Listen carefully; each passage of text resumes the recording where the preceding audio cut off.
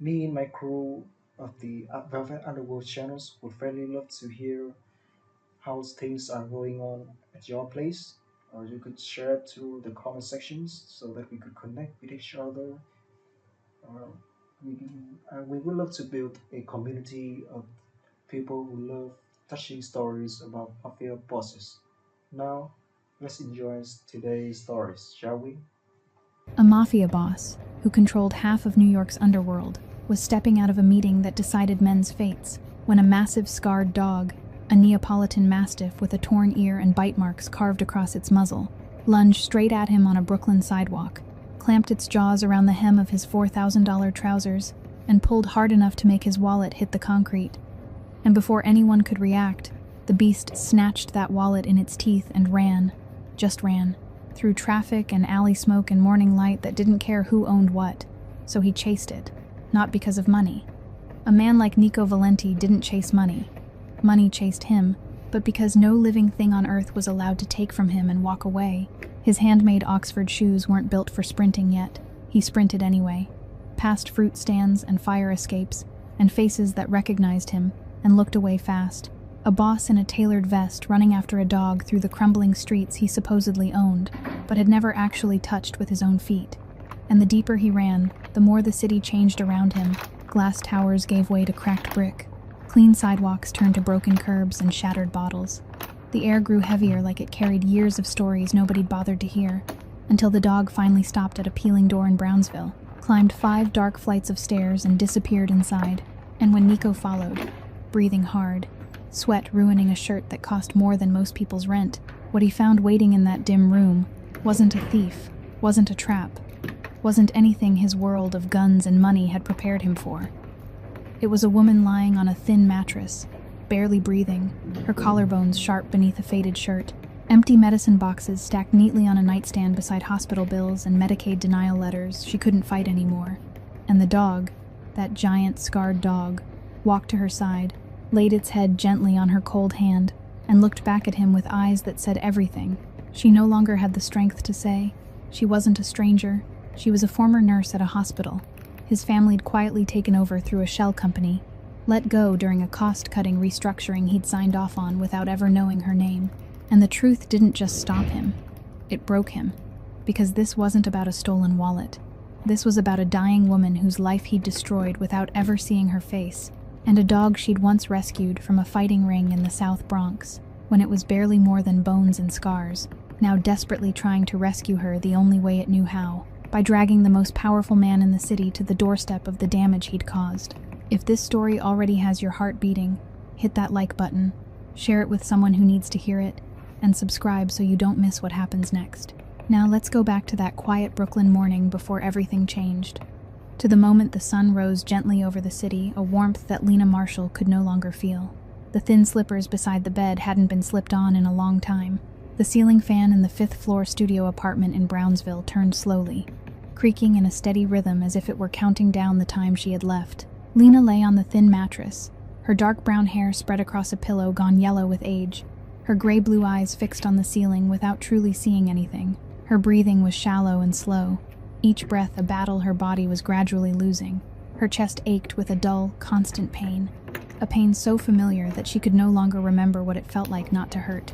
Beside the bed, on the old nightstand where most of the paint had peeled away, empty boxes of Entresto were lined up neatly next to a Lasix blister pack that had run out the week before, and a small notebook with a blue cover. If anyone opened that notebook, they would find page after page of medication schedules written in shaky but painstakingly careful handwriting. Every day, every dose, every hour, the handwriting of someone who hadn't given up until her hand could no longer hold a pen. Beside the notebook was a stack of hospital bills and letters rejecting her Medicaid application. Letters she had read so many times she knew them by heart. Those cold administrative lines explaining that her file was missing proof of stable address, that the wait time for a cardiology specialist was from 4 to 6 months, that the surgery she needed wasn't on the list of procedures approved as a priority. 4 to 6 months. Lena knew she didn't have 4 to 6 months. She wasn't even sure she had 4 to 6 days. On the floor, close to the edge of the bed, Bruno lay there. 60 kilograms of muscle, bone, and scars. The great head of the Neapolitan Mastiff rested on his front paws, and his dark brown eyes didn't leave her for a single second. Part of his left ear was torn. His muzzle was marked with bites that had long healed into white scars, the traces of a life before he met her. 3 years earlier, Lena had still been healthy, still wearing her nurse's uniform to work night shifts at Eastbridge Medical Center, still strong enough to believe that life, however hard, could still be endured. That night she was walking home through the South Bronx, the shortcut she always took, when she heard a whimper. Not the whimper of a person, the whimper of an animal in pain that didn't understand why it was hurting. She found him in an iron cage behind an abandoned warehouse, a place an illegal dogfighting ring used to keep animals penned up. Bruno had only been 2 or 3 years old then, little more than skin and bones, his muzzle caked with dried blood, curled up in the corner of the cage and trembling. He was afraid of her hand when she reached for him, so afraid that he urinated on the floor. Lena didn't pull her hand back. She sat down outside the iron cage, in the dark, in the stench, and spoke to him in a gentle voice until he stopped shaking. She broke the lock with a rusted iron bar she found on the ground. She carried him home, and he was so light that she couldn't believe this was a breed that could weigh more than 60 kilograms.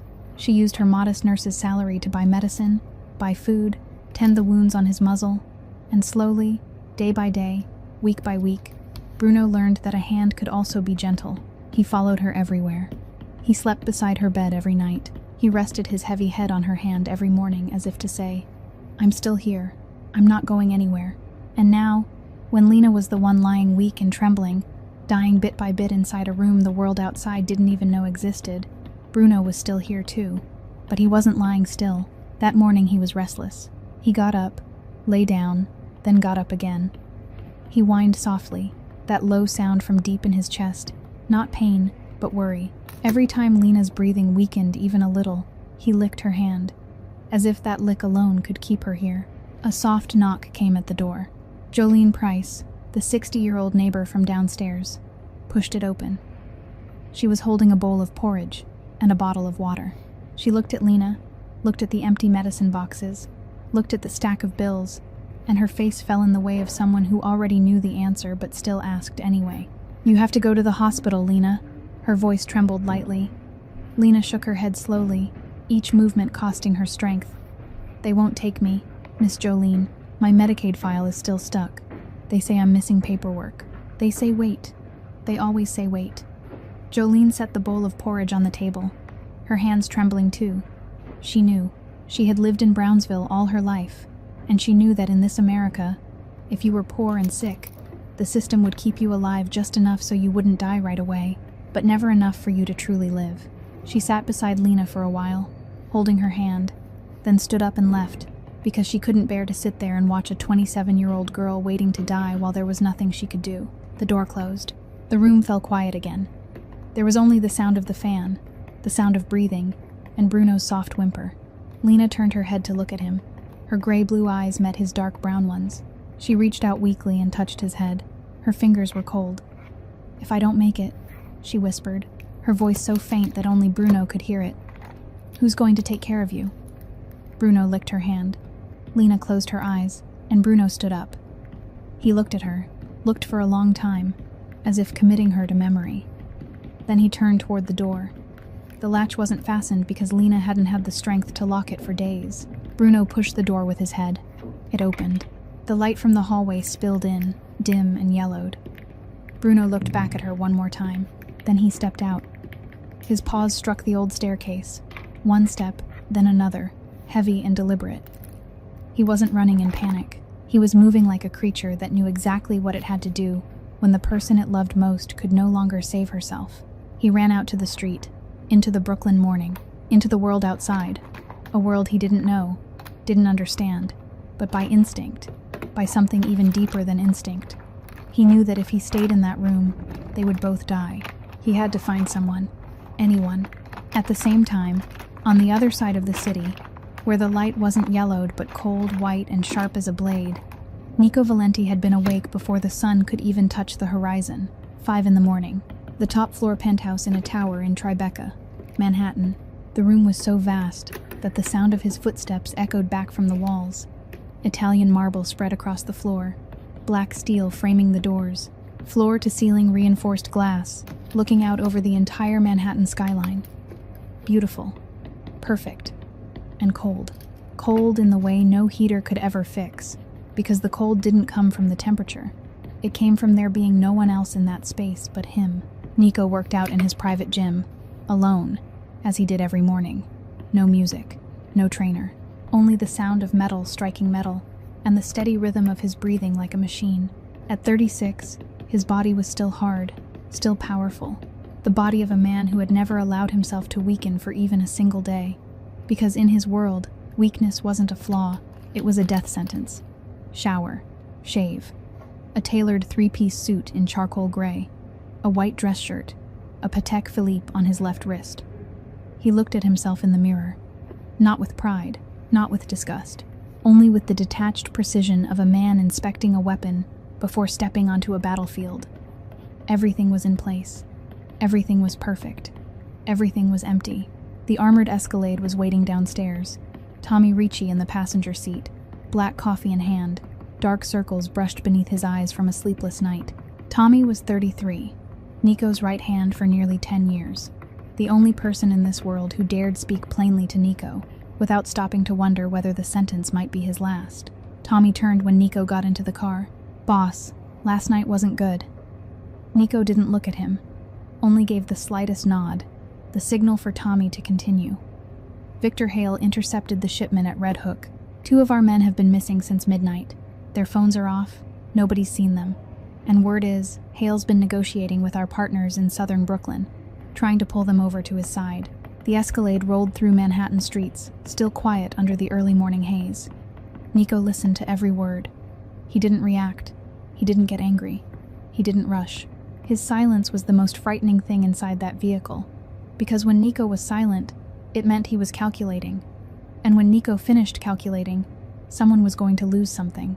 "Find the 2 missing men," he said after a long moment, his voice flat as still water. "If they're alive, bring them back. If they're not, bring me whatever Victor Hale values most." Tommy nodded and asked nothing more, because he understood that sentence wasn't a suggestion. The car turned over the Brooklyn Bridge toward the industrial outskirts of Red Hook. The meeting that morning was at the Italian restaurant the Valenti family had used as a meeting place since Nico's grandfather was still alive. A small restaurant with an ordinary storefront, but a back room with a steel door and no windows. 4 Kappa regimes sat around the oak table when Nico walked in. No one stood because Nico didn't care for ceremony, but every eye turned toward him the way a compass turns north. Nico sat down, undid one button on his vest, and began. No greeting, no introduction. Cut off Hale's supply line from Newark Port. Seal the delivery route in southern Brooklyn. Contact the manager of his bank branch and remind him who owns the loan on his building. And the shipment that was intercepted, I want it back within 48 hours, untouched. His voice didn't rise even a single note. It didn't need to. Nico's word was law, and law didn't need to shout. The meeting ended in less than 20 minutes. Nico stood, fastened his vest button again, and stepped out toward the front of the restaurant. Tommy opened the door. The bright Brooklyn morning sunlight poured in, and at that exact moment, when the sunlight touched his eyes, the Escalade parked across the street beside a lamppost stood directly opposite the front of a small clinic, a green cross on the sign, a glass door reflecting the light. Nico saw it, and inside him, something moved, very slightly, very quickly, like a small animal buried alive clawing up through the earth. He was 14 years old. His mother lay in bed in the old house in Bensonhurst, before the family moved up to Manhattan. She was coughing blood. She held his hand and said, "Don't be afraid. I'm only going to the doctor." But his father, Franco Valenti, who was 68 when he died last year, 46 then, stood in the doorway with a phone to his ear and eyes fixed on empty space, saying in a voice without feeling that now wasn't the time. They were in the middle of a war with the Moreno family. Taking her to the hospital now would show their enemies that they were weak. The family business came first. Nico's mother died 2 days later. In her bedroom, in her bed, holding the hand of the 14-year-old son she loved more than her own life, while her husband sat in the living room discussing territory with men in suits. Nico remembered her hand growing cold. He remembered the exact moment that hand stopped squeezing his. He remembered his father pulling him out of the room and saying, "Son, cry in here. Never let anyone see." Nico hadn't cried since that day. Not once. The sunlight touched his eyes for 1 second. The clinic sign flashed. Then Nico blinked, and everything went dark again. His face returned to that flat, cold, unreadable stillness. He adjusted the cuff of his suit, stepped onto the Red Hook sidewalk, and the world kept turning as if nothing had just happened inside him. But something had, and the world was about to prove it. It came from the left, out of the thin morning crowd on the cracked sidewalk, where a few early workers hurried past with their heads down, and an old man slowly pushed a street cart through the corner. No one saw it before it arrived, or maybe they saw it but didn't understand in time what they were seeing, because nothing in this ordinary morning prepared anyone for the sight of a 60-kilogram Neapolitan Mastiff, muzzle covered in scars, ear torn, eyes wild but not crazed, charging straight toward the man who had just stepped out of the Italian restaurant with 2 bodyguards behind him and Tommy Ricci at his side. Bruno didn't bark, didn't growl. There was no warning at all. He simply lunged forward, precise and purposeful, like a creature that knew exactly what it needed. And what it needed wasn't blood, wasn't flesh, but attention. He bit down on the hem of Nico's trousers. His jaws clamped onto the $4,000 wool fabric, the same jaws that had once torn through flesh in dogfights just to survive, now using that same strength for an entirely different purpose. He tugged, pulled, not attacking, but demanding, the kind of tugging done by an animal trying to drag someone after him. Tommy reacted first, instinct. His hand slipped inside his coat, where the gun rested neatly in its holster, and in less than a second, the barrel was aimed down at the dog. The 2 bodyguards behind him moved too, one grabbing Nico by the collar to pull him back, the other kicking toward Bruno. But Nico raised his hand. One movement. No words. No shout. Just that lifted hand, palm open, and everything stopped. Tommy froze, fingers still on the trigger, but not pulling it. The bodyguard stepped back, because when Nico Valenti raised his hand, the world around him stopped turning. Nico looked down. The dog looked up. Their eyes met, and in that moment something strange happened. Something Nico didn't understand, and wouldn't admit for a very long time. The dog wasn't afraid of him. Everything in the world was afraid of Nico Valenti. People, rivals, allies, even Tommy sometimes. But this dog, this scarred creature that had survived an illegal dogfighting ring, looked at him without a trace of fear. There was only urgency. Nico jerked his leg free, hard, and in that motion, the black leather wallet slid from the inside pocket of his vest and dropped onto the sidewalk with a soft thud. Bruno released the trouser hem instantly, as if this was exactly what he had been waiting for. He snatched the wallet neatly into his mouth, quick and precise, and before anyone could react, he turned and ran. The Red Hook sidewalk went silent for exactly 2 seconds. 2 seconds in which Nico Valenti, Mafia boss who controlled much of New York's underworld, stood in the street with a wrinkled trouser leg and an empty vest pocket, staring after a dog that was running off with his wallet. Tommy lowered the gun. His eyes widened, not with fear, but with disbelief. "Boss, let me handle it." "No." Nico's voice wasn't cold. It was hot, the kind of heat Tommy almost never heard. The kind that didn't come from simple anger, but from something deeper. Pride, the pride forged in blood, and built on bone over 22 years since the night his mother died. "Nothing in this world takes from me," and walks away. Nico stepped forward, then faster. Then he ran, and Tommy stood there on the Red Hook sidewalk, watching his boss, the man the whole city feared, running after a dog through the middle of a Brooklyn morning. And for the first time in 10 years of working for Nico Valenti, Tommy Ricci had no idea what was happening. The handmade Oxford shoes struck the pavement like the counting rhythm of a chase no one in Red Hook had ever seen before. Nico ran, and the world around him watched without daring to believe it. A man in a tailored suit, a Patek Philippe flashing on his wrist, sweat beginning to soak through the white fabric of his dress shirt. He was running after a 60-kilogram dog through streets. His name existed on as ownership papers, but his own feet had never touched. Bruno ran ahead, the black leather wallet clenched tight in his jaws, all 4 paws hitting the ground with the steady rhythm of a creature that knew exactly where it was going. He wasn't running in panic. He didn't look back. He didn't hesitate at a single turn. And Nico, between his ragged breathing and the heat of wounded pride still burning in his chest, began to realize it. This dog wasn't escaping. He turned right at the corner of Livonia, slipped through the low fence of a parking lot as if he had done it 100 times before, then turned left again into a narrow street heading east. Every step had direction. Every turn had a destination. He wasn't running from Nico. He was leading him somewhere. The landscape changed around Nico with every step, though he barely noticed at first until the difference became impossible to ignore. Red Hook, with its newly opened coffee shops, carefully preserved red brick walls, bicycles locked neatly along the sidewalk, slowly gave way to something entirely different. The signs for coffee shops disappeared, replaced by the rolling steel doors of pawn shops. The clean sidewalks turned into cracked concrete, shards of broken glass glittering in the early sunlight like fake diamonds. Graffiti covered the walls. Trash bags were piled on the corners. Even the smell of the air changed, heavier, sourer, the smell of garbage and standing water and lives that had been forgotten. Nico ran past a building, whose first-floor windows had been boarded shut with wood. Ran past an old woman sitting on a stoop looking at him with blank eyes. Ran past a group of children kicking a can across an empty lot without shoes. The Oxford shoes on his feet, more expensive than the monthly rent of any full floor in the buildings he was passing, struck this pavement with a loneliness that sounded like the wrong language in the wrong conversation. He controlled Brooklyn. He owned Brooklyn. But this Brooklyn, the Brooklyn unfolding in front of him one street at a time, he had never seen before, had never wanted to see. The phone in his pocket kept vibrating. Tommy. Nico knew without looking. He pulled it out, glanced at the screen for 1 second, then turned it off, slipped it back into his pocket. Tommy's world, the meeting, Victor Hale, the intercepted shipment, all of it could wait.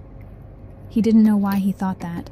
He only knew that the dog ahead of him was running with something greater than instinct. And he, because of something he couldn't name and refused to admit, was following. Bruno turned onto a street in Brownsville, narrower, darker, lined on both sides by old 5- and 6-story brick buildings whose paint had peeled so badly their original color could no longer be guessed. He slowed down, not from exhaustion.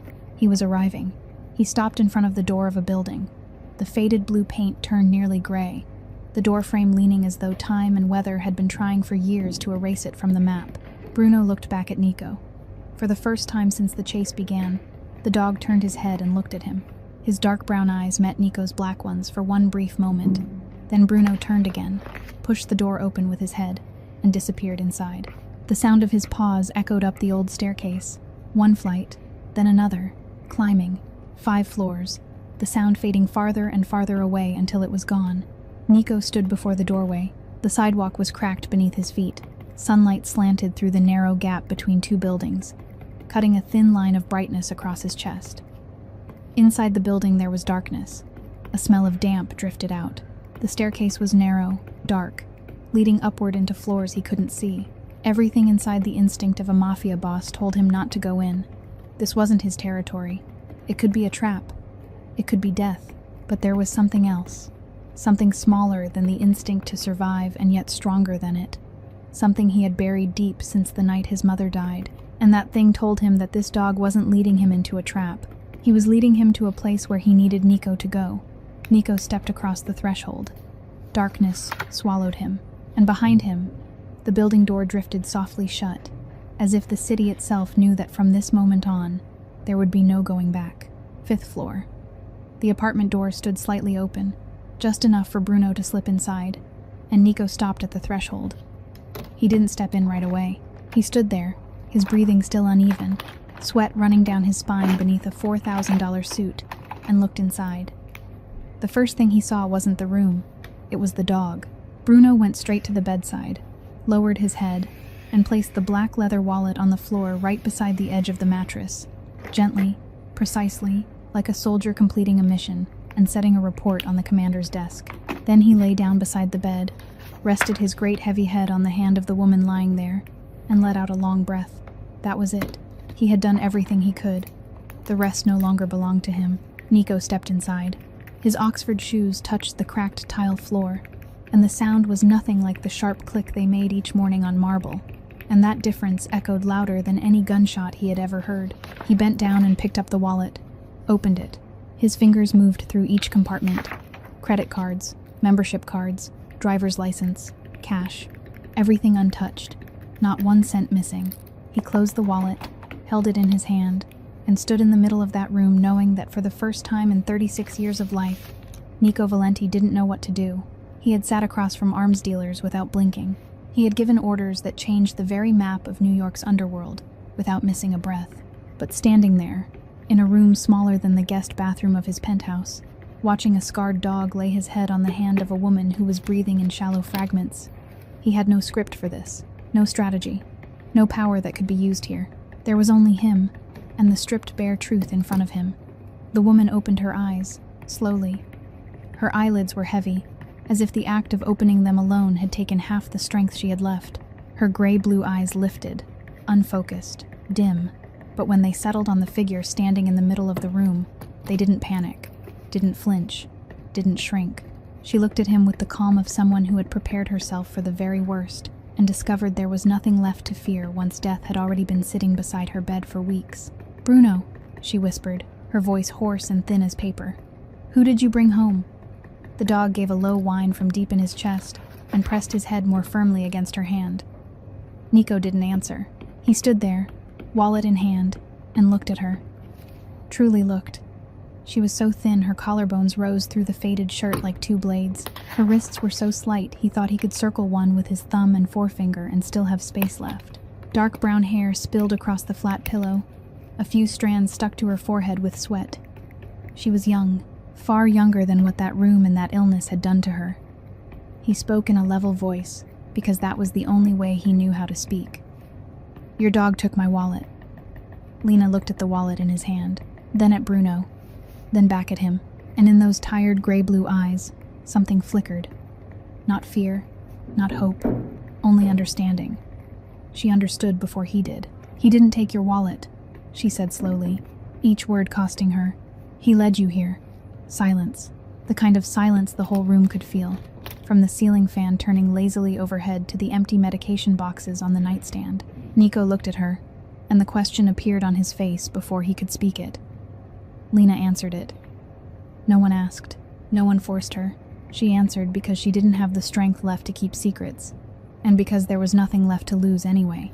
"Heart," she said. One word, then more, each sentence short. No pleading, no long explanation, only naked truth. "Heart failure. Need surgery. Medicaid denied. File stuck. Insurance gone when I lost my job. No money. No medicine left." She stopped, breathed, each breath heavy and difficult, then went on in a voice no louder than breathing itself. "I've knocked on every door I know. I've called every support line I could find. I've filed applications. I've waited, then waited more, and I'm still here, on this bed, alone." Then she looked at him, straight into his eyes, and said the thing Nico never expected. "You can go. Your wallet is intact. You don't owe me anything. Thank you for coming here. But you can go." She gave him the exit. She opened the door and told him he was free to walk through it. She didn't hold him there, didn't pull, didn't use tears or pity as a weapon. And that was exactly the thing, the way she refused to demand anything from him, that made Nico unable to move his feet. He had met hundreds of people who begged him, begged for money, begged for their lives, begged for mercy, begged for more time. He knew how to deal with pleading, but he didn't know how to deal with someone who asked for nothing at all. His eyes left her and stopped on the small blue notebook on the nightstand.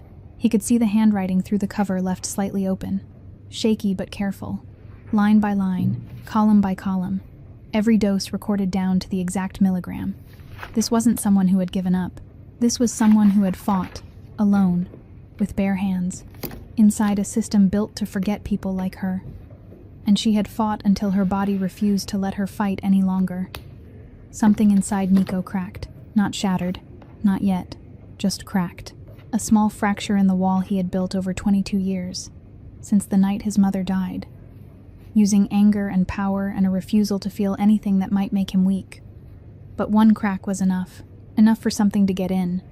Which hospital, he said. It wasn't a question. It was a decision. Lena looked at him. Her gray-blue eyes opened wider than they had at any point since waking. Not hope. Hope was dangerous when it had betrayed you too many times. Only surprise. The surprise of someone accustomed to being left behind, and suddenly finding that someone had chosen to stay. "You don't have to do this," she said. "I didn't ask what you need," Nico said. "I asked which hospital." Nico turned his phone back on. 32 missed calls from Tommy. He didn't read the messages. He only returned one call. Tommy answered before the first ring had even finished. "Boss, where are you? I've got the whole crew out looking everywhere." Nico cut him off. "Bring the car." He gave the address, a string of numbers on a Brownsville street that Tommy had to hear twice because he couldn't believe his boss was standing in a place like that. 3 seconds of silence on the other end. They were the longest 3 seconds Tommy Ricci had ever stayed silent in 10 years of working for Nico Valenti. Then only one word. "On my way." The armored Escalade appeared at the end of the block in less than 15 minutes, gleaming black among peeling buildings and piles of trash. Like a piece of expensive metal dropped into the middle of discarded things. The whole neighborhood looked out. Windows opened, curtains were pulled aside, eyes watched from balconies, stoops, corners. They didn't recognize the man stepping out of the old building, but they recognized the vehicle. They recognized the emblem on the license plate. In Brownsville, you didn't need to know Nico Valenti's face to know that when a black Escalade with that plate appeared, you should turn away and forget whatever you'd seen. Nico came down the stairs carrying Lena in his arms. She was so light he nearly lost his balance, not because she was heavy, but because she was too light. Light in a way that was wrong, cruel, the kind of lightness that came from a body that had begun consuming itself from the inside, because there was nothing left to burn. He could feel every rib through the thin fabric of her shirt, could feel the faint and irregular beat of her heart against his arm, and something in his chest tightened in a way no gang war had ever managed. Lena said nothing. She didn't have the strength to protest. Her eyes were closed. Her head leaned against his chest, and she breathed in shallow, trembling breaths, like someone clinging to the edge of a cliff with only her fingertips. Bruno stayed close behind, claws striking the stairwell, out to the street, then leaping into the vehicle before Nico had even reached it. Tommy stood by the car with the rear door already open. His eyes went to Lena, to Bruno, lying on the floor of the vehicle, then back to Nico, his boss, the man who never touched anyone, now holding a frail woman in his arms with a kind of care Tommy had never seen him give anything, not even a human life. Tommy didn't ask, didn't comment, didn't say a word. He only shut the door, got behind the wheel, looked once through the rearview mirror, and drove. In that mirror, he saw Nico in the back seat, Lena in his arms, Bruno at his feet, and an expression on his boss's face that Tommy had no word for, because he had never seen it before. They reached Eastbridge Medical Center in 12 minutes. Tommy drove as if he himself were the one dying. Emergency entrance. Nico carried Lena inside, and the world inside the hospital reacted the way the world always reacted when power entered a space that didn't belong to it. Every head turned. Patients in the waiting area looked up. The intake nurse raised her eyes from the desk. A security guard stepped forward, then stopped when he saw Nico's face. Not because he recognized him, but because some faces said all on their own, "Don't stand in my way." The intake nurse looked at Lena, looked at the computer screen, typed in the name. Then she stopped. Lena Marshall. She read the name the way someone reads a sentence. "This patient has an outstanding history of unpaid hospital bills. We can stabilize her under EMTALA requirements, but long-term treatment or surgery will require financial approval before we proceed." Her voice wasn't cold, wasn't cruel. It was only the system. The system had no feelings, only procedures. And the procedure said that if you had no money, you waited. Nico laid Lena gently onto the gurney the nurse had pushed forward, then straightened and turned to look at the intake nurse. He didn't raise his voice. He didn't need to. He only took out his phone, stepped away 2 paces, and made one call. It was answered after half a ring. "Yes, Mr. Valenti." The voice on the other end was sharp and fully awake, even though it was only 6 in the morning. Nico said 4 sentences. No explanation. No request. Just 4 sentences containing the name of the hospital, the name of the patient, and a clear directive that every administrative barrier would disappear within the next 5 minutes, or someone would have to explain why those barriers had existed in the first place. Valenti held a stake in this hospital through a shell company. The board knew it. Senior management knew it. And now the intake nurse was about to know it too. Exactly 4 minutes later, the phone at the intake desk rang. The nurse answered. Her eyes changed. Her posture changed. Her voice changed. Yes, I understand. Immediately. She hung up and looked at Nico with a completely different expression. The patient will be transferred to the ICU right away. A cardiology specialist is being called. All expenses have been approved. Nico didn't nod, didn't thank her. This wasn't a favor. This was power, and power didn't need politeness. Lena was wheeled through the double doors into the ICU, the white lights swallowing her and the gurney whole, and the doors closed behind them. Bruno ran after her to the doors and then stopped short. He wasn't allowed in. He stood there with his muzzle pressed to the seam, whining, that low, long sound from deep in his chest. Then he lay down right in front of the ICU doors, rested his head on his front paws, and stared at the strip of light beneath them. He didn't leave. When one nurse tried to step past him, he growled, low and threatening, enough to make her stop and back away. When another pushed a supply cart by, he only watched, assessed, then lowered his head again. He could tell the difference. Anyone who smelled like medicine and the urgency of saving his person was allowed through. Everyone else was not. Nico sat on a plastic chair in the hospital corridor, a few steps from Bruno. His suit was wrinkled. His shirt was damp with sweat. His Oxford shoes were dusted with Brownsville street dirt. And on his wrist, the Patek Philippe gleamed beneath the fluorescent lights, beautiful and meaningless, like everything expensive in his life. A man stepped out from behind the ICU doors, white coat, a 55-year-old face that had seen too much and learned not to let it all show. Dr. Neil Osgood. He looked at Nico, looked at the dog lying in front of the doors, then spoke in a direct voice that didn't bother with softness. Her condition is critical.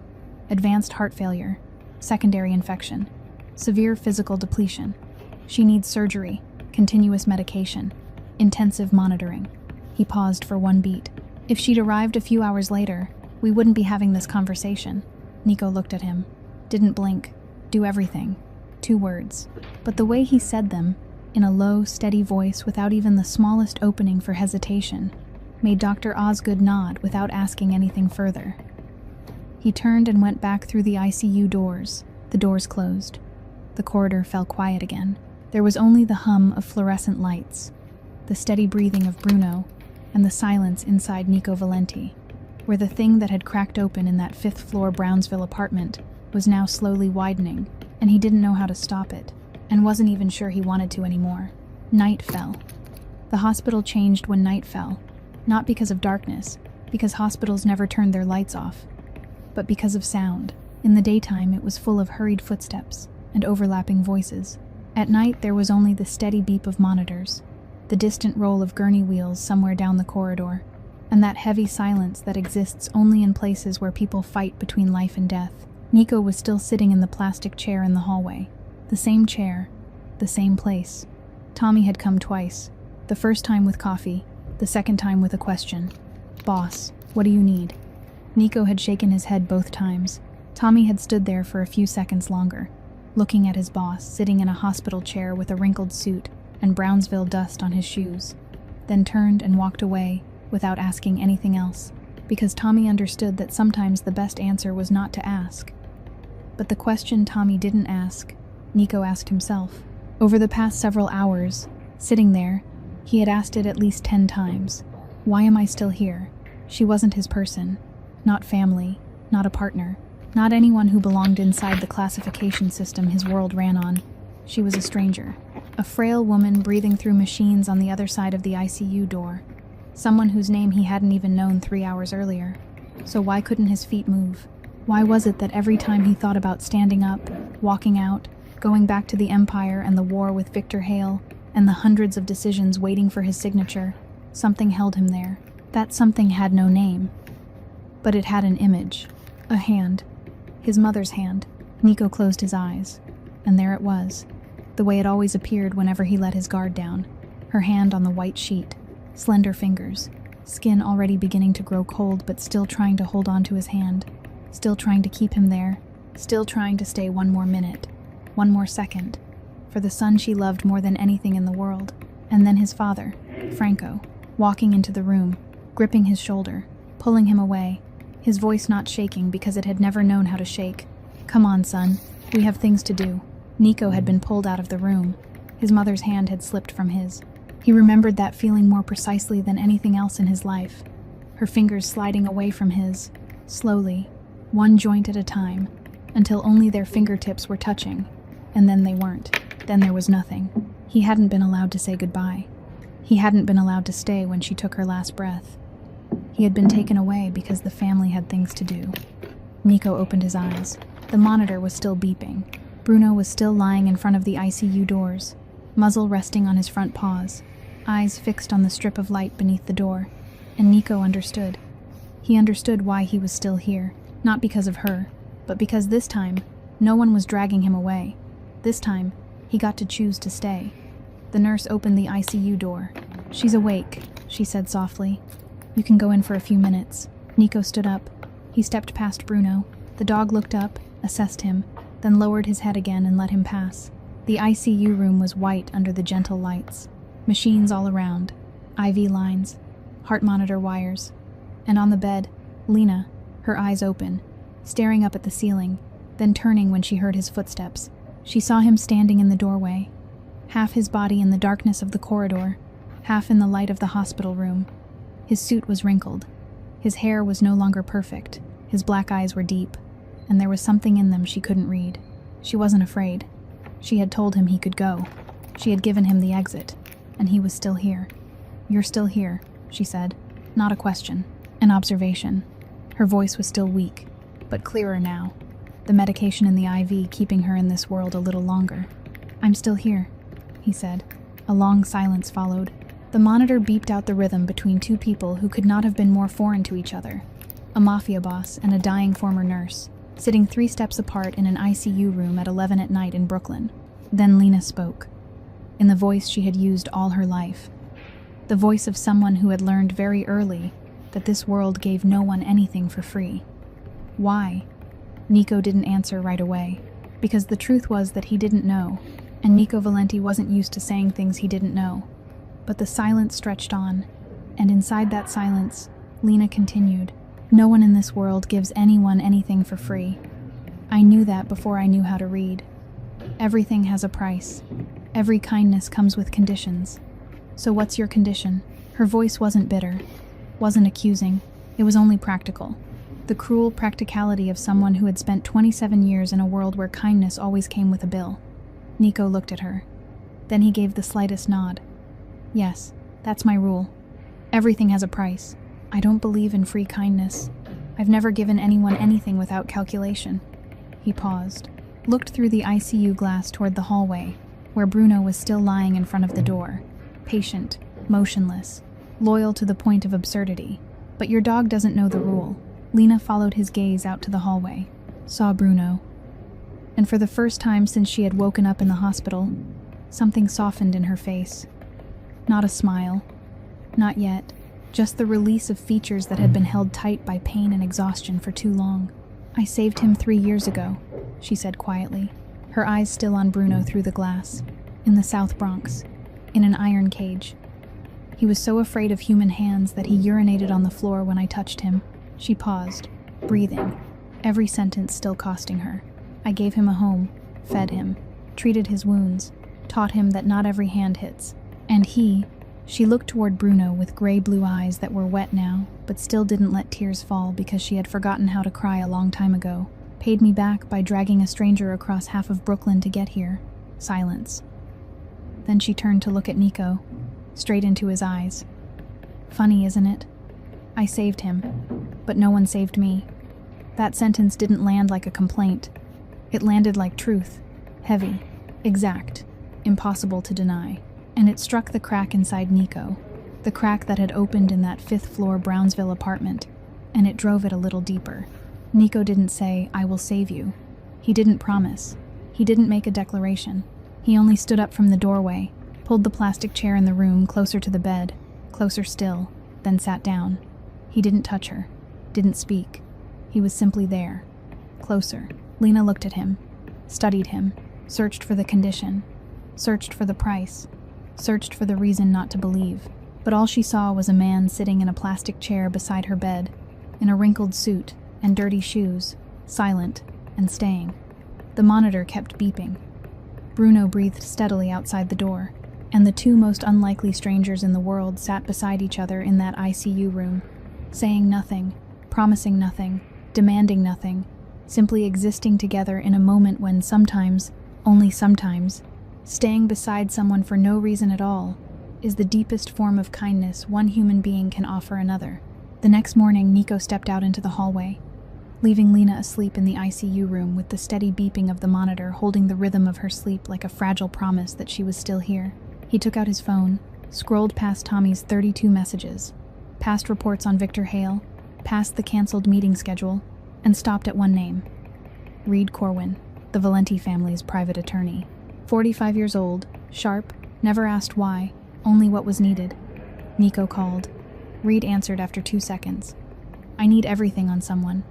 Lena Marshall, 27, former nurse. Find it all. Employment history. Why she left.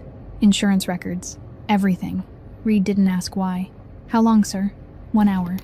Nico hung up. He went down to the hospital cafeteria, bought a black coffee he didn't drink, sat at the table in the farthest corner, and waited. 47 minutes later, his phone vibrated. Reed sent over by email a compiled file that would have taken any ordinary person weeks to gather. But when you were Nico Valenti's lawyer, weeks collapsed into less than an hour. Nico opened the file, read, and every line he read landed like a punch. Lena Marshall, nurse at Eastbridge Medical Center, Brooklyn. Hired 4 years earlier. Outstanding performance reviews every cycle. No disciplinary record. No excessive leave. Regular overtime. Eastbridge Medical Center. The name made Nico stop. He knew the name. Not because he had ever gone there, but because he had once signed papers related to it. 2 years earlier, the Valenti family had acquired Eastbridge through Corwin Holdings LLC, a shell company Reed Corwin had formed and operated to hide Valenti ownership inside legitimate business activity. The deal had been Franco's idea. Nico's father, 68 years old, retired but still whispering strategy into his son's ear from the mansion on Staten Island. "The hospital has stable cash flow," Franco had said on the phone that night. "Buy it, restructure it, cut costs, keep the profit." Nico had approved it. Sitting in the glass conference room on the top floor of the Tribeca building, he had signed the Eastbridge Medical Center staffing restructuring documents without reading the list of names. He didn't need to read them. They were numbers. Cut 300 employees.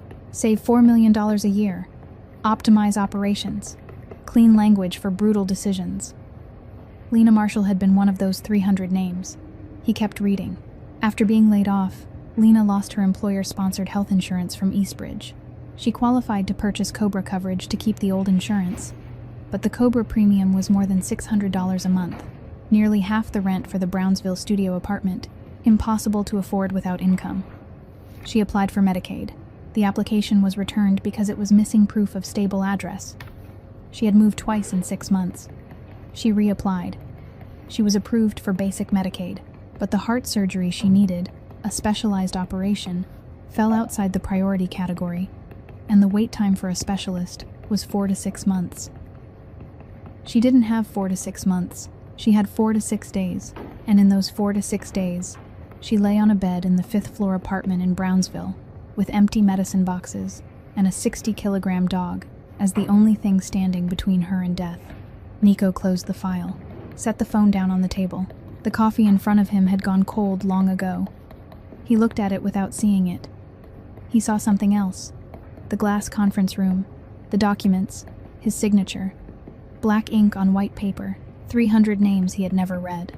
One of those 300 names was now lying in the ICU on the 3rd floor of this hospital, breathing through machines, because he had signed a sheet of paper. He stood up, left the untouched coffee on the table, and took the elevator to the 3rd floor. Dr. Osgood was walking down the corridor with a chart in his hand, and Nico stopped him with a question he already knew the answer to but needed to hear from someone else's mouth. "You knew her, Lena Marshall. She used to work at Eastbridge." Osgood looked at him. Slowly, his expression shifted, like a man deciding how much he should say. Then he said it. "I knew her. She was the best nurse we ever had. Hard-working, devoted, worked night shifts without complaint. Patients loved her. Colleagues trusted her. When the layoffs came," he paused, drew in a breath as if the next sentence still hurt even after 2 years. "She was the last one to leave. And the quietest. She didn't sue, didn't file a complaint. She just packed her things, said goodbye to the patients, and left." Osgood looked at Nico a moment longer, the look of a man who knew more than he was saying, then walked away. Nico remained in the hallway, alone. The cold white fluorescent lights fell over him. and for the first time in his life, the empire he had built, the numbers he had optimized, the decisions he had signed, didn't feel like accomplishments. They felt like crimes, not the crimes of bullets or blood. Worse crimes, the crimes of invisibility, of deciding other people's lives without ever seeing their faces, of signing a sheet of paper and then going back to drink coffee while somewhere across the city someone lost a job, lost insurance, lost health, lost everything. One thing at a time, one day at a time, 1 month at a time, until all that remained was a dog and a thin mattress. Nico stepped into the ICU room. Lena was asleep. Her breathing was steadier than it had been the night before because of the medication and IV fluids, but her face was still gaunt, still pale, still marked by the long war she had fought alone. Bruno lay near the door, his eyes fixed on her through the glass opening, his tail tapping softly against the floor when Nico passed. Nico pulled the chair closer to the bed, sat down, looked at her, and spoke very softly, softly enough that only he in the room could hear it, in a voice that was no longer flat, with something fractured beneath it. "I didn't know it was you, but now I do, and I'll make it right." Lena didn't hear him. She was asleep, in the first sleep she had had in days without fearing that she wouldn't wake again. But Bruno heard. He looked at Nico through the glass, and for the first time, his tail moved in a slow wag, not from happiness, but from something close to acknowledgement. In the underworld, secrets never last long. News moves through dark streets faster than light, passed from one mouth to another through midnight calls and half-finished sentences in nameless bars. And news that Nico Valenti, the man everyone in New York's underworld knew, never lost focus, never softened, never allowed anything except power to influence his decisions, had suddenly begun coming to the hospital every day, sitting for hours outside an ICU room for a woman no one even knew by name. That kind of news spread like fire hitting gasoline. Tommy warned him first. On the third day, Nico came to the hospital. Tommy was waiting in the hallway, his face more serious than usual, his voice lower than usual. "Boss, people are starting to talk." Nico didn't look up. "Talk about what?" "They're saying Nico Valenti has a weakness." Tommy paused for a beat, and Victor Hale is listening. Nico didn't react, didn't frown, didn't clench his jaw. He just kept walking into Lena's room, as if Tommy had just given him a weather report. But Tommy knew his boss, and Tommy knew that silence wasn't indifference. It was storage. Nico was putting that information somewhere inside himself, somewhere everything would be handled at the right time, in the right way, and with exactly the right degree of cruelty. Victor Hale, 40 years old, the boss controlling much of Queens and reaching into Brooklyn for months now, wasn't the kind of man who waited. He was the kind who pushed until something broke, and now he smelled blood. On the fourth day, Tommy spotted an unfamiliar car parked across from the hospital for 6 hours. Tinted windows, fake plates, inside, Victor's men, a camera lens pointed toward Lena's hospital window. They photographed her. Photographed Nico coming and going. Photographed Bruno lying in the hallway, collecting everything they could use. On the 5th day, flowers arrived. A large arrangement, all white, the kind people only send to funerals, delivered straight to Lena's room with a small folded card tucked inside. A nurse carried it in and set it on the bedside table, assuming it was a get-well gift. Nico arrived, saw the flowers, and knew immediately. He didn't need to open the card to know where it had come from, but he opened it anyway. Neat handwriting on ivory paper. 2 words. "My condolences in advance." Nico stood there holding the card, and Tommy, standing behind him, saw something he had only seen a few times in 10 years at Nico's side. His boss's eyes were burning, not with explosive anger, not with reckless temper, with something deeper, slower, more dangerous, the kind of fire that gave off no smoke and burned through everything it touched. Nico folded the card, slipped it into the inside pocket of his suit jacket, calm in a way that was terrifying, then said to Tommy, in a voice as flat as a lake before a storm, 2 men guarding her, 24/7. No one gets in without a name on the list. No one. Tommy nodded, then disappeared into the hallway to make calls. Before midnight, that same night, 2 of Nico's men were sitting in the ICU hallway, one at each end, chairs against the wall, jackets loose enough to conceal what was underneath. Bruno lay between them in front of Lena's door, like a third layer of security no one had hired but more loyal than anyone who was paid. 3 quiet days passed. Then, on the 4th night, at 2 in the morning, when the hallway was empty and the fluorescent lights flickered with exhaustion, a man in a hospital janitor's uniform pushed a floor-cleaning cart past Lena's room. He moved slowly, naturally, at exactly the pace of someone doing his job. But Bruno lifted his head. 2 quick sniffs, then that 60-kilogram body surged upright, the hair along his spine rising, jaws opening, and from deep inside his chest came the lowest growl those hospital walls had ever heard. Not a bark, a growl, the primitive sound of an animal that had once torn flesh to survive and knew exactly the scent of danger. The man in uniform stopped dead. 1 second. Long enough. Nico's 2 bodyguards were on either side of him before he could turn the cart around. One cut him off in front, the other locked his arms behind his back. Fast, clean. No sound except the hard breathing of a man who had just been caught. They searched him. Under the uniform shirt, tucked into the waistband, a knife, thin blade, sharp, not the kind of knife used for mopping floors. Tommy called Nico. Nico arrived in 20 minutes, walking into the hallway with the same steady stride as if he hadn't just driven across Brooklyn at 2 in the morning. He looked at the intruder. The man was kneeling on the floor, hands pinned behind his back, head lowered. Not out of shame, out of fear, because he knew exactly who he was kneeling before. Nico didn't ask his name, didn't ask who sent him. He already knew. He only bent down, just enough for his voice to reach no one but that man, and spoke slowly, word by word, as if carving the message into stone. Go back and tell Victor Hale, if he touches her, I won't take his territory. I'll take everything, one thing at a time, until there's nothing left he can call his own. The man was released. He disappeared into the night. The message was sent, and inside the hospital room, behind one pane of glass and a few steps of distance, Lena slept on, unaware that the war had just begun, unaware that she, the woman the world had forgotten, had suddenly become the thing 2 of the most powerful men in New York were willing to destroy each other to keep or to take. Bruno settled back down in front of her door, lowered his head, eyes still open, still guarding, still refusing sleep. He had growled at exactly the right moment. He had done exactly the right thing, and he wouldn't stop doing it until she was safe, or he stopped breathing. Lena didn't sleep that night. She lay still on the ICU bed, her eyes closed, but she didn't sleep. She heard it. Not all of it, but enough.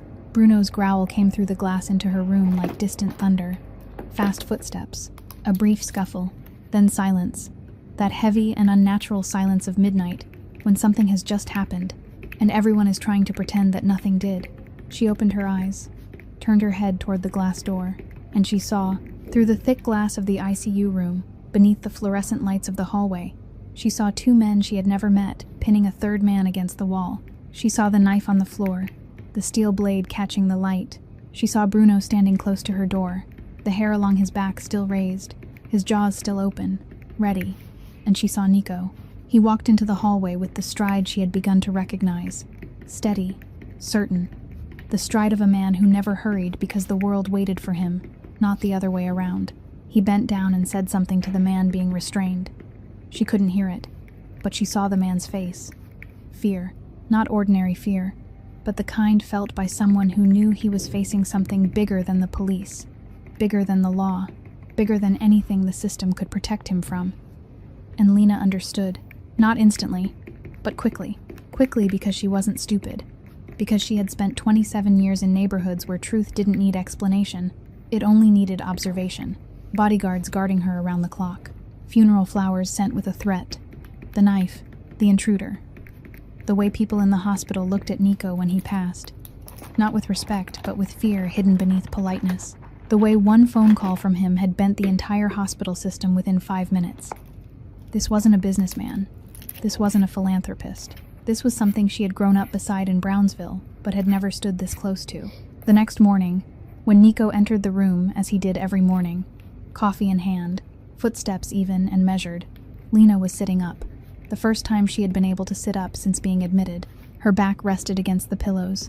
Her hands lay on her thighs, and her gray-blue eyes were fixed on the door, waiting for him. Nico stopped at the threshold. He saw it immediately. Something in her eyes had changed. The exhausted calm of the first night was gone. The cautious watchfulness of the second night was gone. Now there was something else, sharper, clearer, more painful. Who are you really? Her voice didn't tremble, wasn't weak. The medication and IV fluids had given her back enough strength to ask the questions she hadn't had the energy to ask before. And she asked it in a level voice, without accusation, without fear, just as a woman who had suffered long enough to know that the truth, no matter how brutal, was always better than not knowing. Nico set the coffee cup down on the table beside the bed, slowly. Then he looked at her. He could have lied. Easily. He had lied to the world for 22 years, and the world had believed him every time. But this woman who had looked straight into his eyes from the very first moment in that fifth-floor Brownsville room and hadn't been afraid, deserved the truth. And Nico, for reasons he didn't fully understand, wanted to tell her the truth. To her. For the first time. To anyone. He sat down in the chair beside the bed. He didn't look away, didn't evade. I control most of New York's underworld. Each word fell like a bullet. Slow, precise, impossible to take back. My family runs everything from the ports to the banks to the men standing guard outside your door right now. People call me many things, but the simplest word is Mafia. Lena didn't blink, didn't lean back, didn't suck in a breath. She just sat there and listened. And the only thing that moved on her face was a small muscle tightening and releasing at the corner of her jaw. And there's more, Nico said, because once he had decided to tell the truth, he would tell all of it, because half a truth was worse than a lie. The hospital where you worked, Eastbridge Medical Center. My family bought it 2 years ago through a shell company. The layoffs, 300 people lost their jobs. I signed off on it. He stopped, drew in a breath. And you were on that list. The room went silent. The monitor was still beeping, but the sound suddenly seemed far away, as if it belonged to another world. Lena looked at him. For a long time, a very long time, those gray-blue eyes didn't flare with anger, didn't redden with tears. They only looked at him with something deeper than rage, deeper than pain, understanding. The cruel understanding of someone seeing the whole picture at once, and realizing that everything that had happened to her wasn't bad luck, wasn't fate, but the result of a decision someone had signed on white paper, and then walked away to drink coffee. She spoke, slowly, each word heavier than the last. So it was you. You took my job, you took my insurance, you took my chance to live, and then you sat here, beside my bed, every night. And She stopped and drew a trembling breath, and for the first time her voice faltered. I thought I was lucky that someone cared. Silence. Then she whispered, so softly that the monitor almost swallowed the words. Injustice has been sitting beside my bed every night, and I didn't even know it. Nico didn't defend himself, didn't explain, didn't say that he hadn't known her name, that she had only been a number on paper, that he hadn't meant it. Because all of that, even if true, didn't matter. The result was still that she lay here, and he was the one who had driven her here. Lena looked toward the window, out into the hallway, toward Bruno. Then she looked back at him, and her voice returned to its flatness, returned to that exhausted calm she had used as armor her whole life. I want you to leave. No anger, no drama, no smashing things or shouting. Just 5 words, quiet, precise, and not open to negotiation. Nico stood up. Slowly. He didn't argue, didn't ask, didn't explain why he should stay. Because she had the right. Every right in the world to hate him, and he knew that. He walked to the door and stopped, not turning back. I'll go, but the hospital bills will still be paid. The doctors will still treat you. The guards will still protect you. You can send me away, but you can't stop me from paying what I owe. Lena said nothing. This isn't a favor, Nico said, his voice low, without turning around. It's a debt. He stepped out, the door closed behind him. The hallway stretched cold and white ahead. Bruno lay on the floor and lifted his head as Nico passed, then looked into Lena's room through the glass, then back at Nico walking farther down the corridor, as if he didn't know whom he should follow, whom he should stay with, which side he was meant to guard. In the end, he lay back down in the same place, in the middle of the hallway, between her and him, keeping the path open in both directions. Tribeca penthouse. Night. Nico stood before the floor-to-ceiling glass, looking down at the city. Manhattan stretched beneath him as it did every night. Millions of lights flickering, streams of traffic moving like glowing veins, the skyline glittering with towers whose owners he knew by name, whose debts he knew, whose secrets he knew. He had stood in this exact place thousands of times. Every time he looked down and saw an empire, saw power, saw everything he had built from the wreckage his father left behind, and felt something close to pride, or at least the confirmation that everything he had traded away had been worth it. But tonight he looked down and saw nothing at all. Not an empire, not power, only lights. Millions of lights shining over streets where, somewhere beneath that brightness, in rooms the light never reached, people were dying because of decisions he had signed without ever seeing their faces. He held a glass of whiskey, but didn't drink. The ice slowly melted, clinking softly in the silence of a penthouse far too large for one man. And in that silence, his father's voice rose. Not from some distant memory, from very near, from inside him, the voice of Franco Valenti, cold, even, unshaking, the voice that had shaped everything Nico had become. Emotion is weakness, son. Pity is a weapon your enemies use against you. To love someone is to give them the power to destroy you. Never love, never soften, never let anyone see you bleed. Nico had heard those words for the first time when he was 14, standing outside the bedroom where his mother had just died, tears still wet on his face, while his father gripped his shoulder with that heavy hand and said, "Cry in here. Don't ever let anyone see." He had heard those words again hundreds of times after that, every time he hesitated, every time something inside him stirred and wanted to feel. His father was there, in words or in shadow, reminding him that emotion was death, and Nico had believed him. He had believed him for 22 years. He built armor out of power, out of money, out of cruelty. And it worked. It worked perfectly. No one could touch him. No one could hurt him. No one. But then Franco died, 14 months earlier, in the bedroom of the mansion on Staten Island, alone, in the middle of the night. The heart attack came fast, and he hadn't been able to call anyone. Or maybe he had, but there had been no one to call. The housekeeper found him the next morning.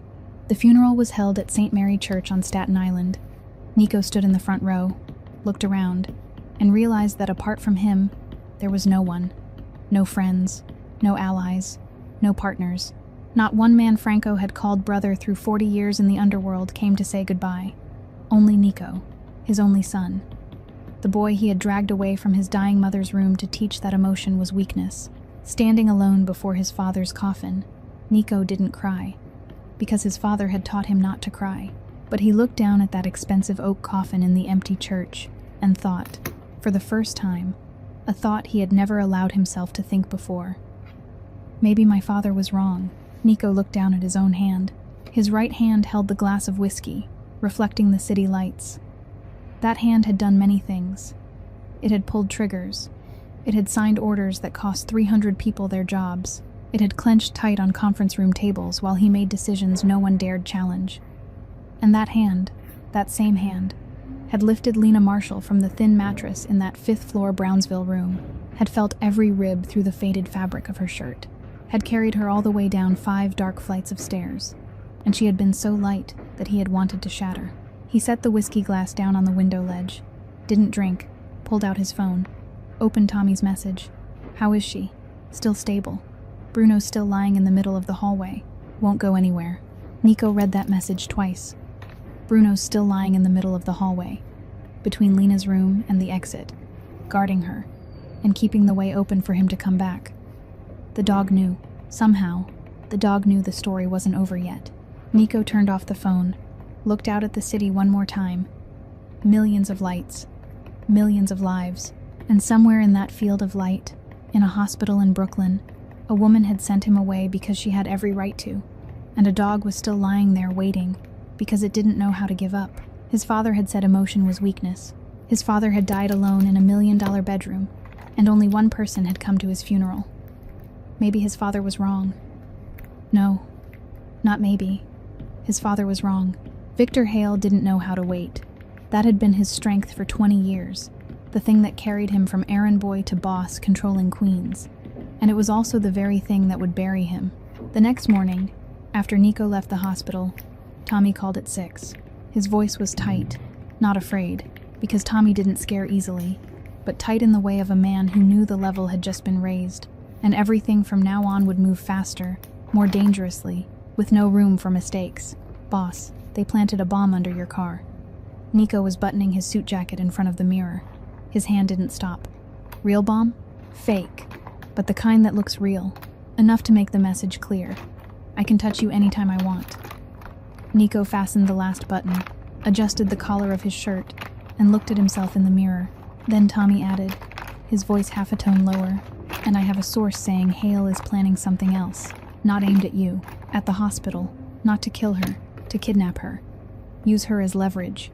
Silence filled the penthouse, the kind of silence that, if Tommy had been there instead of at the other end of the line, he would have seen Nico's eyes change. Not burn the way they had the night of the funeral flowers. This time it was something else. Colder, deeper, the cold of a final decision, when every option has been considered and only one path remains. Tommy added, carefully, because he knew this might be the last thing Nico wanted to hear, but it was the thing that needed to be said. Boss, she's a danger to you. Everyone sees it. Hale sees it. The other families see it. You have a weakness now. And in this world, weakness is an invitation. A long silence. Then Nico spoke, and his voice carried something Tommy had never heard before. Not anger, not coldness, but certainty. The absolute certainty of a man who had found the reason for everything he was about to do. She's not a danger to me, Tommy. She's a danger to Victor. Because now I have a reason not to stop. Tommy was silent for 3 seconds. Then only one word. Understood. And the machine began to move. Nico didn't strike Victor Hale with guns. Not with violence. Not with blood in the streets. Modern Mafia didn't fight like the movies. It fought with money. With information. With systems. And Nico, son of Franco Valenti, grandson of the man who built this empire from a bakery in Red Hook 60 years earlier, knew how to run that machine better than anyone. Step 1. Accounts. The Valenti family controlled 3 banks through shell companies. 2 of them processed transactions for Victor Hale's network. Nico called Reed Corwin. 1 hour later, every account connected to Victor was frozen. Not erased. Frozen. The money was still there, but Victor couldn't touch it, like seeing water through glass and being unable to drink. Step 2. People. Inside Victor's organization, 2 Kepa regimes had been unhappy for a long time, because Victor split shares unfairly and treated his men like disposable tools. Tommy approached them, not with money, with the one thing Victor had never given them, respect, and the promise of a place in the new structure once Victor was gone. Both agreed in less than 48 hours. Step 3. The law. This was the most elegant move. Nico didn't dirty his hands. He let the FBI do it. Reed Corwin, through protected legal channels, sent a file package to the FBI Organized Crime Unit, including evidence of Victor's money laundering network, the shipping line running through the Queen's Port, and recordings provided by the 2 Kepa regimes who had just switched sides. Enough for the FBI to get warrants, enough to make sure Victor would never come back. And all of it happened in 5 days. But before the FBI arrived, Nico wanted to see Victor Hale's face, not because it was necessary, because he wanted to. A warehouse in Red Hook, the same area as the Italian restaurant where Nico held his morning meetings, but deeper in, darker, at the end of an alley, where the streetlights had burned out long ago, and no one repaired them, because no one there wanted light. Victor came with 2 men. Nico came with Tommy. 4 men inside an empty warehouse, the only light coming from a hanging ceiling bulb strung on old electrical wire, darkness all around them like an audience waiting. Victor Hale looked at Nico. 40 years old, salt and pepper hair, narrow eyes, a smile always carrying the sneer he mistook for confidence. He laughed. All this over that girl? He shook his head, as if talking to a child. You're weak now, Valenti. If your father were still alive, the old man would have spat in your face. Nico didn't smile, didn't frown, didn't react at all to the mention of his father. He just stood there with his hands in his pockets, looking at Victor with a stillness more frightening than any anger. Then he spoke, slowly. Before this, I would have killed you, Victor. That was the old way. My father's way. Fast, clean, finished. He paused for a beat. But now I'm letting you live. Live and lose everything. Your accounts have been frozen. Your 2 best Kappa regimes are mine now. And tomorrow morning, the FBI will knock on your door with an arrest warrant thicker than a Bible." The smile on Victor's face died. Slowly, like a light losing power. "You'll live," Nico said, and every word fell like a nail into a coffin. "Live without money, without men, without power, with nothing except 4 federal walls and the memory of everything you used to have. That's worse than death, and you know it." Nico turned, walked out, didn't look back. Tommy followed, and before the warehouse door closed, Tommy heard something he would never tell anyone. Victor Hale's breathing, fast, shallow, shaking. The breathing of a man who knew he had lost completely and had no way to undo it. At 6 the next morning, the FBI came to Victor's house in Forest Hills, Queens. 3 vehicles, 12 agents, arrest warrant, search warrant. Victor was let out in handcuffs before the cameras of reporters someone had tipped off in advance. Because in Nico's world, nothing was ever accidental. Victor Hale's empire collapsed in less than a week. Nico got the news from Tommy over the phone. Tommy also confirmed they had located the 2 missing men from the Red Hook shipment. They were alive, and the Valenti family had already brought them home. "It's done, boss." He stood at the penthouse window. Morning sunlight. The city kept turning. He had won, but victory didn't bring what he thought it would. There was no satisfaction, no rush, only exhaustion. And the one desire stronger than anything he felt while watching Victor collapse was to go back to the hospital. Nico returned to the hospital that afternoon.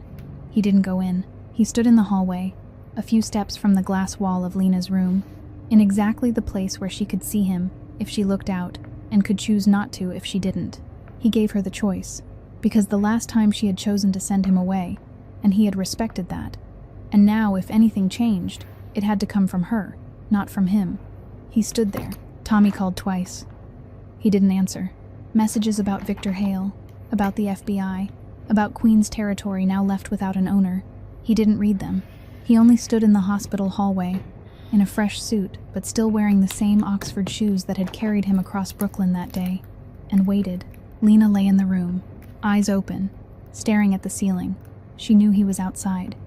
She felt his presence in a way she couldn't explain, perhaps because she had grown so used to absence that the presence of anyone at all became as clear as a sound in an empty room. She turned her head, looked through the glass, saw him, standing there, not stepping in, not pressing, not demanding, only standing and waiting.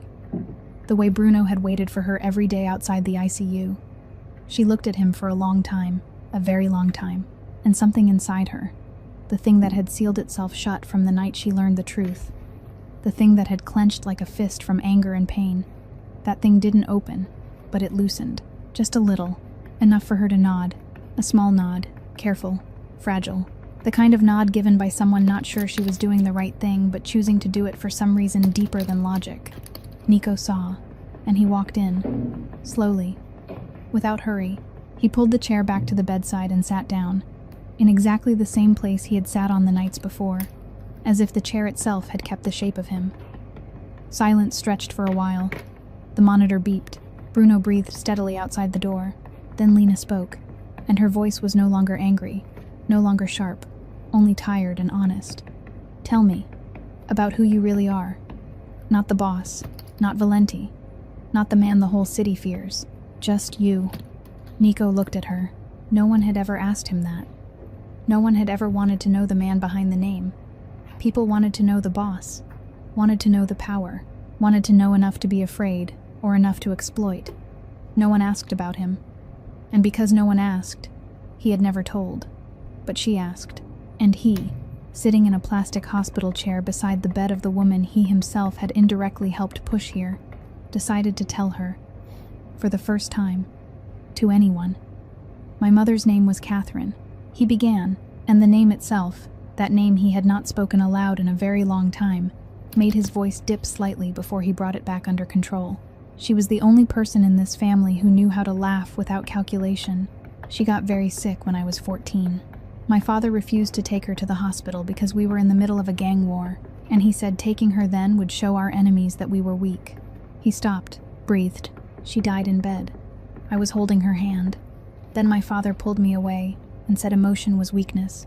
Since then I've built everything. He looked around the hospital room, out the window, toward the city beyond, on a promise to myself that I would never be weak again. He looked back at her. He didn't need pity, didn't need her to say she was sorry. He told her because she deserved to know, and because he was tired of hiding. Lena listened. She didn't interrupt, didn't judge, didn't say poor you or anything else people usually say when they hear something painful and don't know how to respond. She only listened. Then she spoke, her voice gentle but not soft, the voice of someone who sees the truth and chooses to say it. You and I are more alike than you think. Nico looked at her. She went on. We both lost our mothers. We both fought alone. We both built armor. You with power, me with silence. She paused, drew in a breath, her gray-blue eyes meeting his directly. The only difference is that you had money to build walls. I had nothing, so I took every blow. That sentence didn't fall like an accusation. It fell like a truth shared between two people who had suffered too long in different ways but with the same loneliness. And Nico, for the first time in a very long while, didn't feel alone inside his pain. In the days that followed, Lena allowed Nico to stay. Not with many words, not with forgiveness. Not yet, but she didn't send him away anymore. She let him sit beside the bed while the doctors checked her. Let him stand at the door while the nurses changed her medication. Let Bruno lie near him in the hallway without growling. Something was changing between them. Slowly, carefully, like two people walking on a frozen lake, testing each step to see whether the ice would hold. Then the day of the surgery came.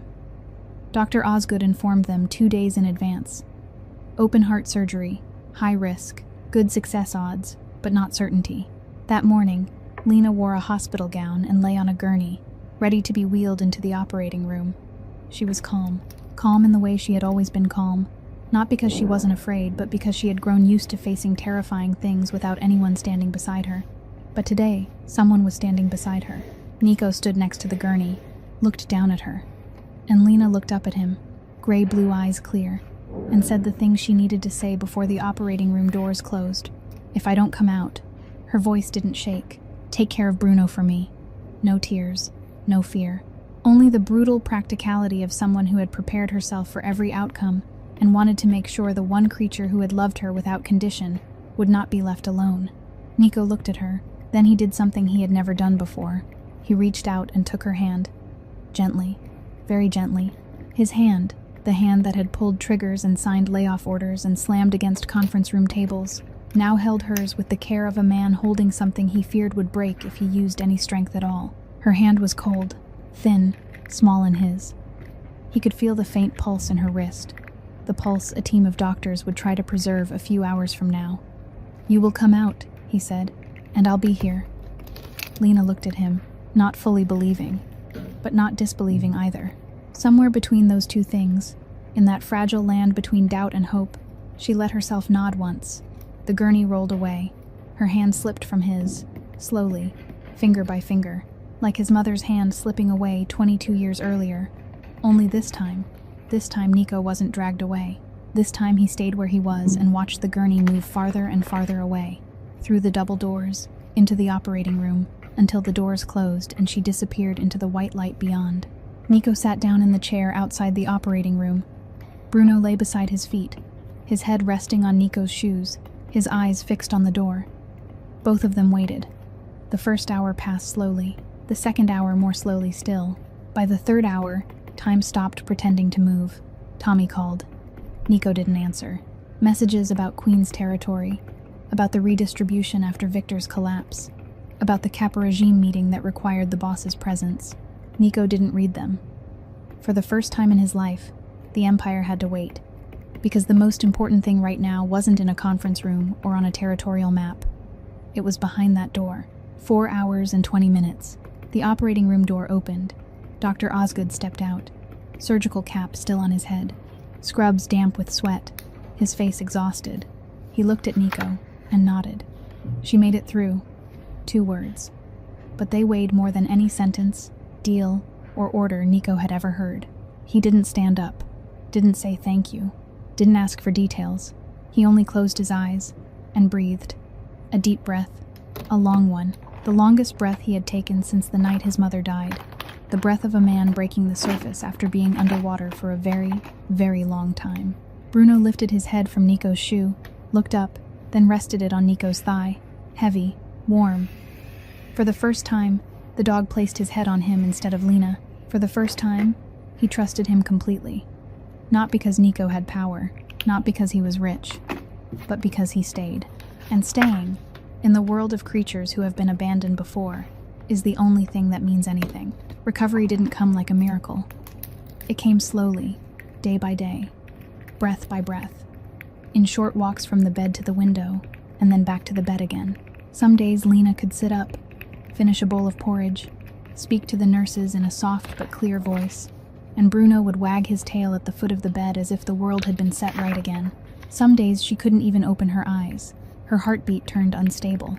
Dr. Osgood stood beside her bed longer than usual, and Bruno lay pressed against the glass door, whining through the entire night. Nico came every day. No flowers, no gifts, no promises, only presents. He sat in the plastic chair beside her bed, the one that now held an indentation shaped exactly like the way he sat, and he stayed there. Some days she was awake and they talked, briefly, lightly, about things that had nothing to do with the hospital or the underworld or the past, about the weather beyond the window, about the night nurse who always forgot to knock, about how Bruno had torn the sleeve of a janitor for the second time, and the hospital was considering sending a letter to ban him. Some days she slept the whole time, and Nico sat there reading the Wall Street Journal with the paper open across his lap. But his eyes weren't on the page. They looked over the edge of the paper at the steady rhythm of her breathing, counting each breath, breathing with her. And there were nights when she slept deeply, and the hallway was empty, and there was nothing left but fluorescent light and the sound of the monitor, that Lena heard his voice. Soft, low, almost a whisper. He was talking to Bruno. She didn't open her eyes. She only lay there and listened. And Nico's voice then, the voice he used when he thought no one could hear him, softened in a way she never would have believed a man like him could soften. He said small things to Bruno. "You've been eating too much. You need your nails trimmed. Do you even know how heavy you are when you keep trying to lie on my legs?" And sometimes, very rarely, he said other things, quieter things, deeper things, almost too faint to become words. Things like, "She'll be okay. You know that. She's stronger than I am." Lena listened, and she didn't tell him she heard, because what she heard was more precious if he didn't know she was hearing it. 3 weeks after the surgery, Dr. Osgood cleared her for discharge. Lena sat in a wheelchair. Bruno walked beside her. Nico pushed her out through the hospital doors, and Brooklyn sunlight touched her face for the first time in nearly a month. She closed her eyes, took in a deep breath, and said nothing. But Nico saw her fingers tighten around the sides of the wheelchair, tighten and then release, like someone trying to believe she was truly still alive. The Escalade brought them to an apartment in Brooklyn Heights. Not a penthouse, not a mansion, a third-floor apartment in a quiet brownstone building, overlooking a small park where children played on swings and older people walked their dogs in the afternoon. Inside it was clean, freshly painted, with wide windows full of light, a soft bed, a fan that turned without noise, a full refrigerator. In the corner of the living room, a large mattress for Bruno, and beside it a bowl of water and a bowl of food. Everything was enough, not so much that it felt suffocating, not so little that it reminded her of what she had endured. Lena stood in the middle of the apartment and looked around slowly, then asked, "Why not something more extravagant?" It wasn't a complaint. It wasn't a demand. It was genuine curiosity, because she knew he could have given her anything, and she wanted to understand why he had chosen this. Nico stood in the doorway with his hands in his pockets and looked at her. "Because you need a place to live, not a place that reminds you someone has to tell you that you used to be poor." Lena looked at him for a long time. Then she turned away, walked to the window, looked out at the park, and Nico saw her shoulders lower, release, in the way of someone who had just set down something heavy they had carried for too long. In the weeks that followed, Lena recovered, truly recovered. She practiced walking, from the bed to the window, from the window to the door, from the door to the hallway, from the hallway to the street. Bruno stayed beside her with every step. 60 kilograms of loyalty pressed close to her leg, and sometimes he pulled too hard when he spotted a pigeon, and Lena had to grab onto a lamppost, and that was the first time she laughed since going into the hospital. She enrolled in a nursery training program at a community college in Brooklyn. She bought textbooks with the money Nico left in an envelope on the kitchen table without saying anything. And she accepted the envelope without saying anything, because between them now, there were things that no longer needed words. Nico didn't interfere with her life. He didn't call every hour. He didn't send bodyguards after her. He didn't control her. He came when he came, left when he left, and in between he let her live her own life, because he understood that what she needed wasn't a savior, but solid ground under her feet, so she could stand on her own. He returned to the Empire, returned to the glass conference room in Tribeca, returned to calls with Kappa regimes and Tommy's reports, and the decisions the whole underworld city was waiting for. But he was different. Different in the way Tommy noticed first, because Tommy was the one who saw Nico most closely every day. He listened more. When subordinates gave reports, he didn't cut them off the way he used to. When decisions involved staffing at the legitimate companies Valenti controlled, he asked about names, not only numbers. And 1 month after Lena was discharged, he called Reed Corwin and gave an order Reed had to hear twice because he didn't trust his own ears. Set up a medical assistance fund for low-income employees at every company Valenti owns or controls. Supplemental insurance, medication support, specialist referrals. Reed asked carefully, "Budget? Enough so no one dies because they can't afford medicine. No press release. No media. No one knows my name is behind it." Reed nodded and went to work. Tommy knew. Tommy always knew. One afternoon, driving back from a meeting in Red Hook, Tommy looked into the rearview mirror and asked in the gentlest voice he had, the question he had kept to himself since the day a 60-kilogram dog bit the hem of his boss's trousers on a Red Hook sidewalk. "Boss, why did you change?" Nico looked out through the car window. Brooklyn passed by outside, the streets that now he saw, truly saw, not just as territory on a map, but as places where people lived, where people hurt, where people kept trying. "I didn't change, Tommy," he said softly. "I just stopped closing my eyes." Tommy didn't ask anything more, and the Escalade kept moving through Brooklyn, through the late afternoon light, through a city where two worlds, one of power and one of the people power had forgotten, were beginning to touch for the first time. A few months later, evening, the apartment in Brooklyn Heights was warm in the way only places where people truly live can be warm, not from the heating system or the interior design, but from the smell of food cooking, from the soft yellow light over the kitchen table, from the quiet music drifting from the small speaker on the bookshelf that Lena had bought from a second-hand store the week before. Lena stood in the kitchen, stirring a pot of tomato sauce, the scent of garlic and basil filling the room. She was different now. Not completely different, because what she had lived through hadn't disappeared. It had become part of her, but different enough to see. There was color in her cheeks. Her gray-blue eyes were brighter, no longer carrying the clouded, exhausted look of someone waiting to die, but the clear, alert gaze of someone who had walked through death and chosen to stay. Her dark brown hair was tied neatly at the nape of her neck. Her wrists were still slender, but no longer frighteningly so. She was cooking pasta. Simple. Spaghetti with tomato sauce and ground meat. Not the kind of meal served in an expensive restaurant. The kind of meal made by someone who had just learned how to live again and discovered that the most ordinary things were the most precious. A knock came at the door. Lena didn't hurry. She knew who was standing outside. She knew because Bruno knew before she did. He rose at once from the mattress in the corner of the living room, tail wagging, eyes fixed on the door, and when Lena opened it, 60 kilograms of Neapolitan Mastiff charged straight at the man outside and drove his head into the man's leg with enough force to knock anyone else off balance. But Nico didn't lose his balance. He was used to it. He bent down, placed his right hand on Bruno's head, and stroked him gently. That hand, the hand the whole New York underworld knew never trembled when making the most ruthless decisions, now stroking the head of a 60-kilogram dog, with such tenderness that Lena had to look away because her chest tightened. Not from illness, but from something else, something warmer and far more frightening than illness.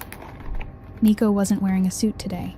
A black shirt, sleeves rolled to the elbows, revealing strong forearms and the Patek Philippe that now looked less like a weapon and more like an old habit. No suit, no armor, just a man coming to see someone he cared about, and that simplicity, that absence of armor, said more than any words could have. They ate dinner together. sitting across from each other at the small table by the window, bowls of hot pasta, glasses of water, and the space between them no longer filled with caution and suspicion the way it had been in the early weeks, but with something easier to breathe in, something more comfortable, something close to peace, the kind neither of them had ever been used to.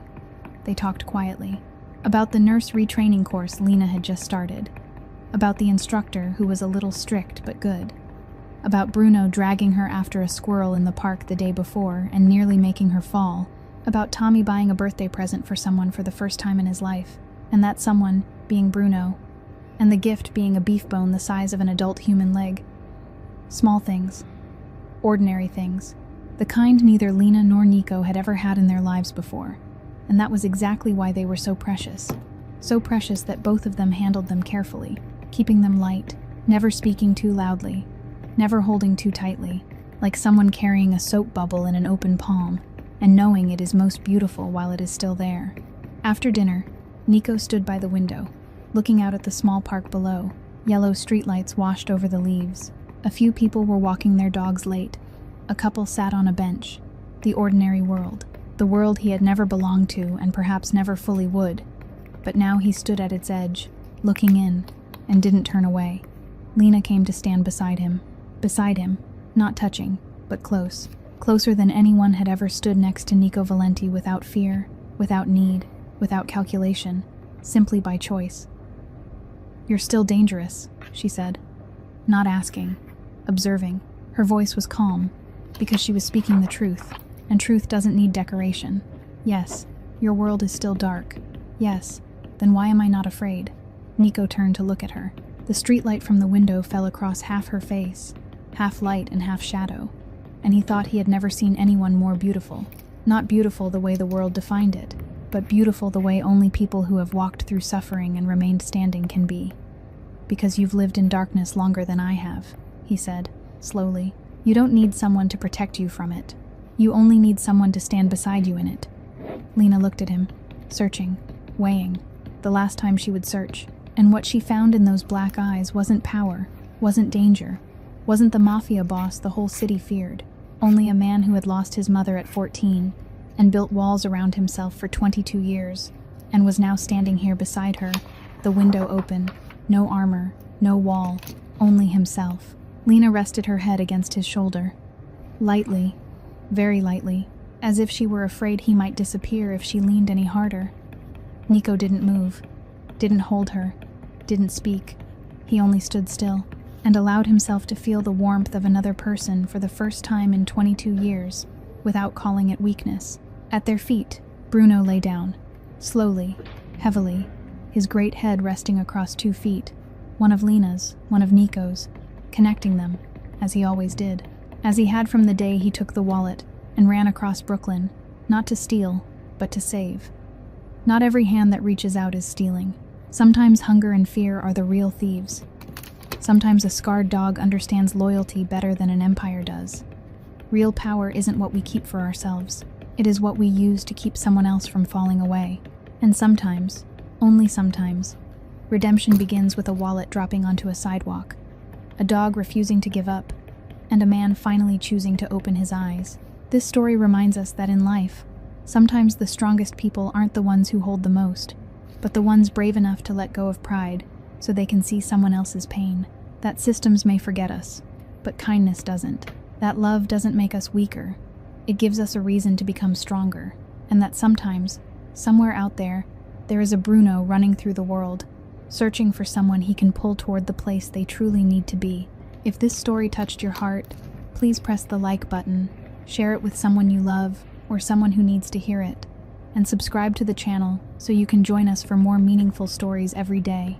We want to know how you felt about this story, who it reminded you of in real life, or which moment in the story made you stop and think.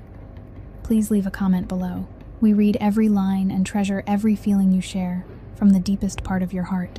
We wish everyone watching this video good health, a joyful life, and peace in every single day. Thank you for being here with us. Goodbye, and we'll see you again in the next video.